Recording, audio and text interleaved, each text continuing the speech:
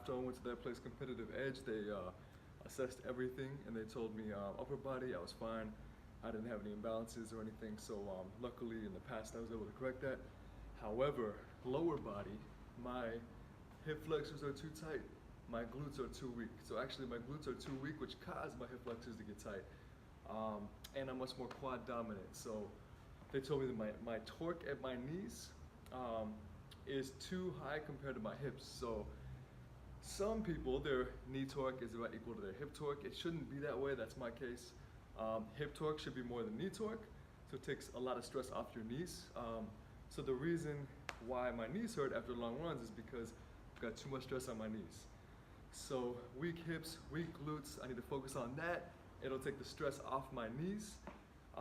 My TFLs are tight, which in the past is probably the reason why I had iliotibial band syndrome. So I've learned to foam roll TFLs, little muscle at the top of the iliotibial band.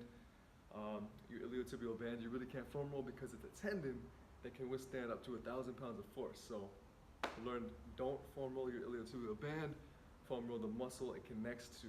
TFL, that'll lengthen it. So I'm foam rolling TFL, doing couch stretches for hip flexors.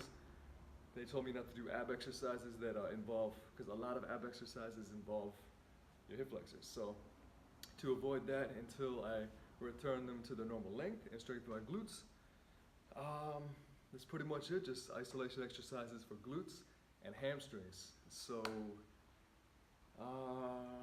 that's about it for my rehab. Just stretching hip flexors, strengthening glutes, foam rolling TFL, and that's it.